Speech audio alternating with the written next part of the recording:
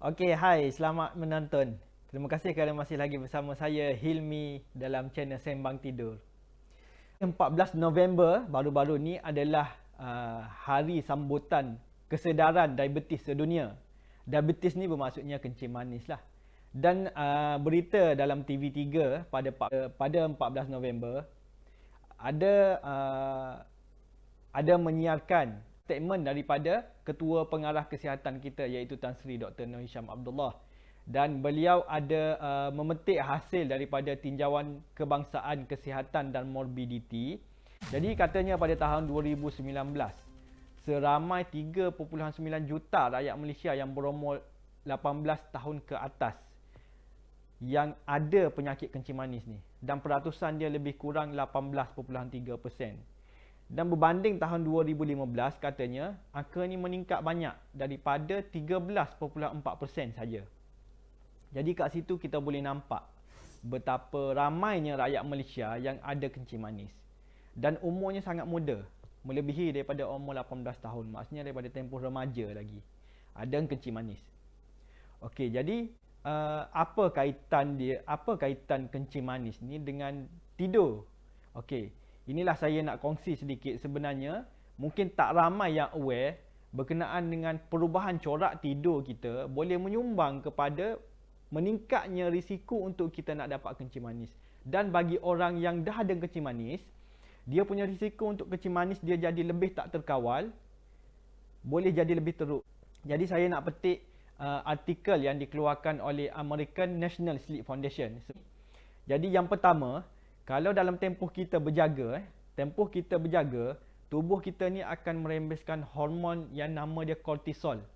Hormon kortisol ni adalah sejenis stres hormon. Jadi kalau orang tu dia kurang tidur dan lebih banyak tempoh berjaga, hormon kortisol ni akan sentiasa banyak dihasilkan dalam tubuh dia. Jadi hormon kortisol ni dalam kuantiti yang banyak, dia akan merencatkan hormon insulin untuk buat kerja. Dan untuk pengetahuan, hormon insulin ni mungkin pernah dengar, lagi-lagi orang yang ada kencing manis. Hormon insulin ni dia punya tugas untuk menukarkan gula dalam tubuh kita ni kepada satu bentuk yang boleh digunakan oleh tubuh kita. Tukar jadi tenaga dan sebagainya lah. Jadi kalau hormon kortisol ni banyak dalam tubuh, okey, dia akan merencatkan hormon insulin untuk buat kerja. Yang kedua, orang yang tidur dia, tempoh waktu tidur dia tu kurang daripada 6 jam, dia akan kurang achieve satu peringkat tidur. Saya pernah kongsi dalam video saya sebelum ni. Tidur ni ada 4 peringkat. Dan peringkat yang ketiga tu kita panggil sebagai deep sleep. Dia adalah satu peringkat dipanggil sebagai restorative stage. Fungsi dia membantu hormon ni bertindak dengan optimum. Sebab tu dia dipanggil sebagai restorative stage. Jadi apabila orang tu waktu tidur dia kurang, jadi dia akan susahlah nak achieve deep sleep ni. Maka dia punya insulin tak akan dapat bertindak dengan lebih optimum untuk nak tukarkan gula dalam darah dia tu kepada bentuk yang boleh digunakan sebagai tenaga. Okey, kemudian orang yang kurang tidur ni juga, okey, ini yang poin yang ketiga ni mungkin ramai yang ada alami. Kalau susah nak tidur malam, benda pertama kita akan rasa lapar. Dia akan meningkatkan rasa lapar kita, dan dia akan meningkatkan rasa lapar, craving kita kepada makanan-makanan yang bergula, yang berkarbohidrat. Biasa kita akan rasa macam tu. Kita akan lebih nak makan makanan yang manis pada waktu malam. Jadi perilaku kita untuk makan makanan yang manis lebih banyak pada waktu malam tu secara langsung akan meningkatkan kandungan gula lagi dalam tubuh kita. Adalah kita kurang tidur, hormon insulin kita tak dapat nak tukar gula yang sedia ada kepada bentuk yang selamat. Lagi kita makan lagi makanan yang bergula sebab kita tak tidur, jadi lagi bertambah kandungan gula dalam tubuh kita. So at the end of the day, kita akan semakin tinggi risiko nak kena kencing manis. Dan poin yang keempat, orang yang kurang tidur, dia akan lebih cepat rasa penat pada waktu siang hari. Yalah, bila kita kurang tidur selalu, Mesti akan ada pada satu masa kita akan rasa penat pada waktu siang hari. Baru bangun tidur pagi kita dah mula penat, sepanjang hari mungkin sampai tengah hari. Okey, jadi bila orang tu penat, dia punya kecenderungan untuk nak buat aktiviti-aktiviti yang sihat lah. Contoh macam exercise apa semua tu, dia akan jadi malas.